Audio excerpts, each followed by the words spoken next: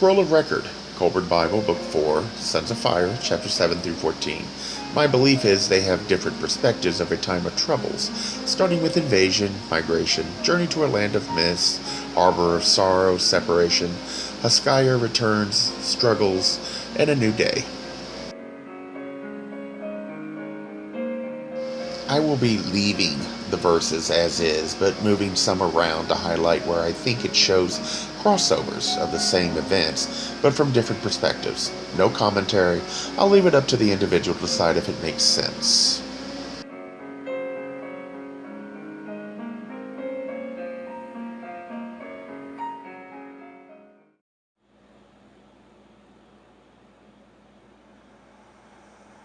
SOF 1333. Strangers came into the land of our beginnings and brought practices which were different but more acceptable. They promised an easier road. They displayed deceitful marvels, the usual baits thrown to the ignorant. Their hands were heavy against us, and what could we show except truth arrayed in our earthly robes of simplicity? Even the princes turned against their own customs, and the twin priesthoods of the undergods became earthly wise and corrupt. Few were ready to undergo the perils of initiation. No more were prepared to accept the austere life prescribed. As spiritual barrenness spread, evil practices crept in to fill the places vacated by the sacred mysteries. The candidates accepted into the body of light became fewer and fewer. SOF 1334. As the name, the Children of Light, is written in the old characters, it may also be read as the children of the written word, and this is the truth. We alone preserve our secrets in this manner.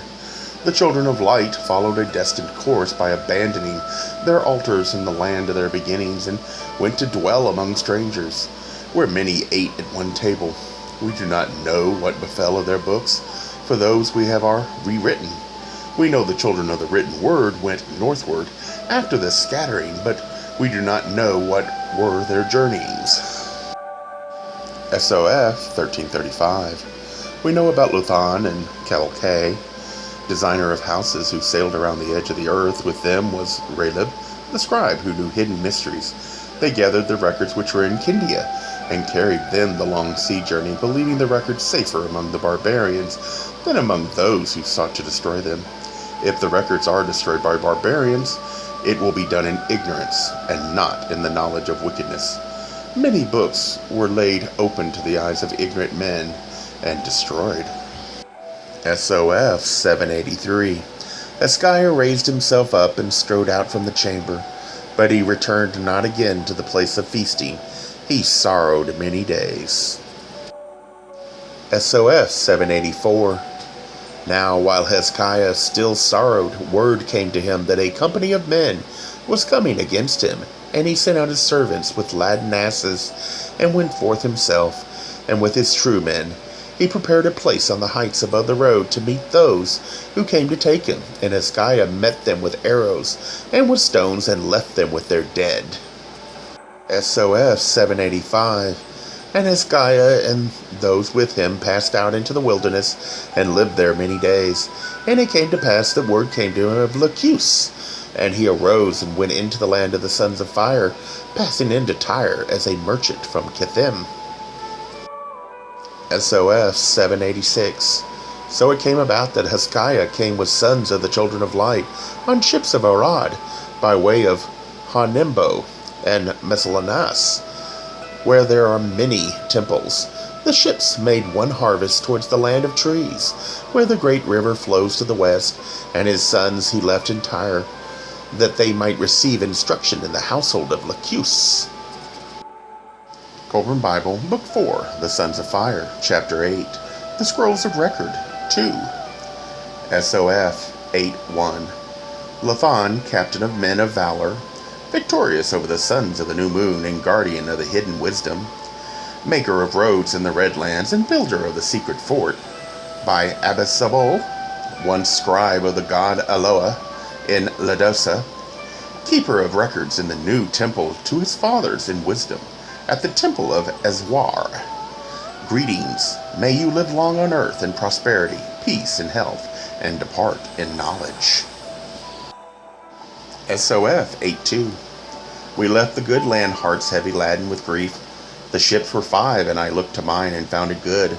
It was built of lawn wood and stout-masted all about it, and casts were lashed along the planking.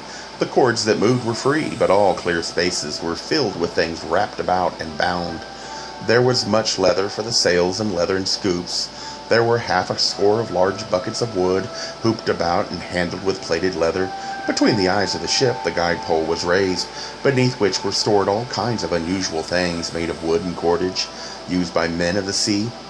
There was a machine for slinging stones and another for hurling fire. There were high shield guards which could be strapped to the side. A store contained every kind of weapon and much armor. There were pots for cooking and braziers.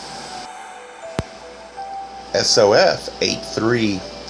There was a store behind the mast, and in it were over 50 jars of oil, and not less of wine and vinegar, casks of food. There were, and more, stored in baskets. Many large pitchers were lashed about, and dried meat stored in cloth, dried dates and figs and small fruits. There were in large quantities. Water was not lacking, nor the dishes for eating. There were nets for fishing and hooks for catching birds. SOF 84. The chief among the men of the sea was skilled in the notched stick called Thumb of the Night, which guided him across the widths of the sea. We brought about against Keftor, where Nabam departed, for they were troublesome. Men of Melkat came who had been wrecked, and we took a score, who were men of valor. We passed many lands by the sea, where once broad sea-girt Posedma reigned, before blown apart by underworld fires, by the lands of Hagarum. We went over this wide sea to the gate of Ephesian, and beyond it across the sea of Tapium. SOF 85. 1 ship and 40 men, and the households of 6 men were lost on the way. 3 ships have I left, with 1 brought up on the land. 12 men have I lost in battle, and 10 have gone with sickness.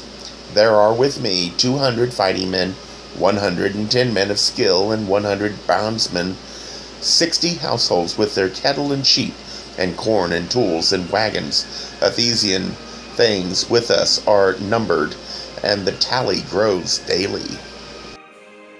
Kolbrin Bible, Book 4, Sons of Fire, Chapter 12. The Rolls of Record, 6. SOF 12:1.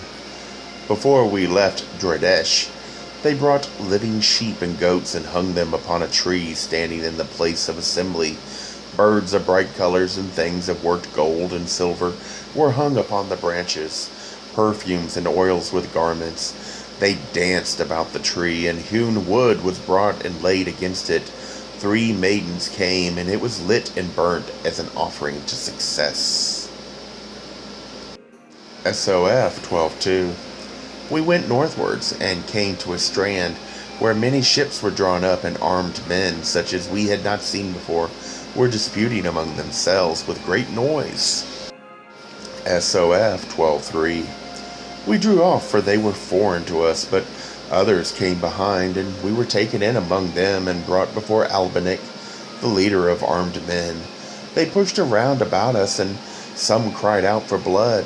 They wished to take our ships and possessions, but the leader said, "Leave the deed until the morning, for if blood flows now, it will not cease with the foreigners." SOF 12:4. That night the wife of Albanic spoke to him and said, "It would be a foolish thing and an evil deed to slay these strangers, for they have wisdom and are men of learning.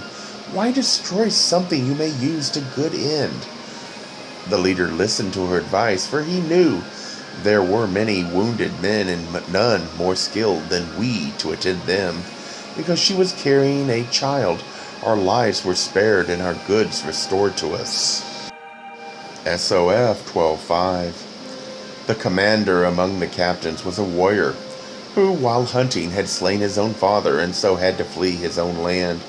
With him he had taken the queen, captured by sly and subtle means.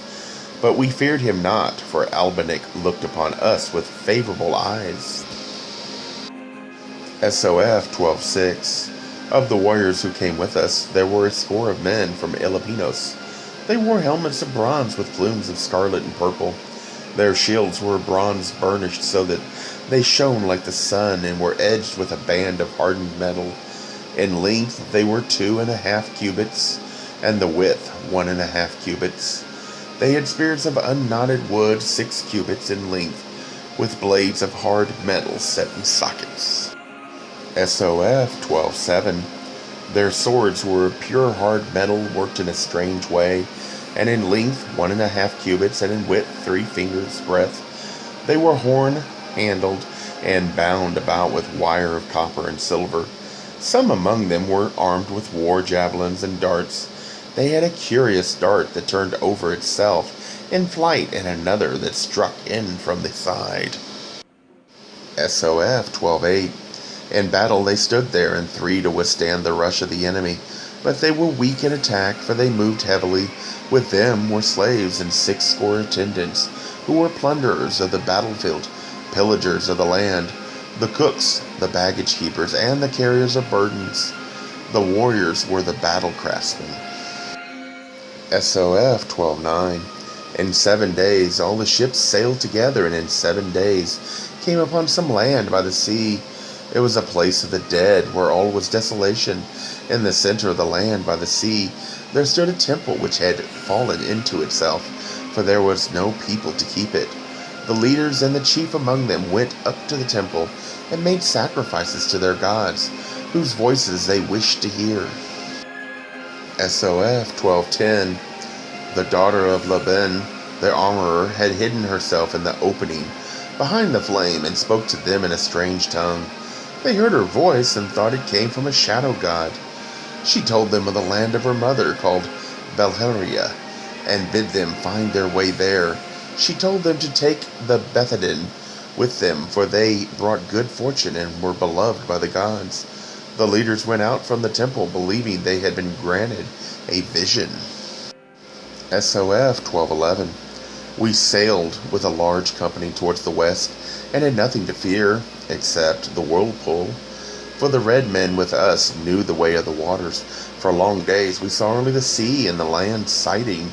Birds all came back. SOF 12:12. We went out through the mouth of the sea into the sea of the great river, past the lands of white copper to the place of painted men, where we drew up the ships and staked them. SOF 12:13. Among the fighting men were some from Sparcia, whose leader was Kolbrin, called the Axeman, but whom we named the Cunning One. These went out into the forest to hunt, and the king of that place sent men to take them. But they refused to go, and there was a loud dispute. SOF 12:14. The bodyguard with the leader of the painted men were bowmen, and one shot an arrow at Kolbrin. He slewed aside behind his shield, and the arrow turned into the throat of a painted man, who held a sword against him. This started a great fight between forest and sea, and though surrounded by many enemies, Kolbrin fought through them. The battle was his, because he went forward through the forest and attacked the houses of the painted men. SOF 12:15. The ships were divided, and those who wished to set up the eagle and serpent went to the harbor of giants in Belheria. The same giants are builders of great temples, and they are 6 cubits tall. SOF 12:16. The ship with Kolbrin stayed with us, and he hunted them out of their caves, and slew them all, save one giantess. She came to us bound as a surety for the life of the wife of Albanec. SOF 12:17. We came to a bay, and on one side of which was a forest, and on the other a plain, where herds grazed. For the men of that place it was the time of the feast of fires, and they held games upon the shores and ran races in cleared land behind. At this time they would not fight, so we met them in peace. They wore garments woven in 2 parts and belted with hide. They had caps of skin or leather, and the tunic which hung about them was darkly colored in blue, green, and brown. They enclosed their legs and feet in dressed skins, bound in front with thongs. They had many ornaments of copper, but little gold or silver. Though their armbands and brooches shone like silver, they had the art of making copper like silver or gold. SOF 1218. These people hold a great feast before the beginning of the heat. When their god Mago appears, inside the god were the spirits of men whom the god had eaten, and their voices could be heard calling for deliverance from darkness. Because of the feast, these people demanded the giantess, and she was given over to them for the days of feasting. SOF 1219. We did not know the ways of these people, and when we saw that they wished us to drink blood, we drew apart from them. The headman sent a messenger to us, and Corinne and the giantess wrestled together, but the giantess was the stronger, so Corinne lured her towards the cliff edge. Corinne taunted her and laughed at her clumsiness, and then at the break of the cliff he tricked her, so that she rushed forward. As she passed beside him, he turned behind her and pushed so that she fell over the cliff edge onto a large black rock below. Her back was broken. The same black rock was later split and taken up to be worshipped. SOF 1220. In the place to which we came, the deathless stars ride high. The adze rests on the morning, and the watchman at the gate of the sky sits at the eastern tiller in the evening. The Valken is rarely seen clearly. This is the land of Dada. SOF 1221. We warned them, but they would not listen. They were fasting before the battle, the sacred fast before they ate the meat of the offerings. We buried salt beneath the floors of their houses so that no man would live there again. When the horns sounded the alarm and danger threatened, these shrewd bargainers came running to us. Their faces were wet with the sweat of fear, and their lips trembled. When the danger was past, they came out with chests puffed up and tongues bragging about their deeds. They were the first to push forward for a share in the plunder. SOF 1222. Corinne left to seek them. He took 2 ships but did not return to his children. The leader may be carried away, but the lowliest of those who followed him has a will which need never be broken. Now, when men wish to say a thing is impossible, they say, "Where is Corinne?" This is a mental exercise, a what-if scenario. I'm not going to argue if it is historical. I myself tend to believe that it is, but I'll leave it up to each person to decide. What I do believe is it can be a great morality tale. That is what I'm attempting to do here. There are myths, self-help books that we can all accept as wisdom or having some value even though it's not labeled as from God. I see the other religious texts like the Bible, the Quran, or the Torah as having the same value. We argue only over the claim that it came from God. To me, that clouds the real value in all the books. So if it helps, look at this as a morality tale.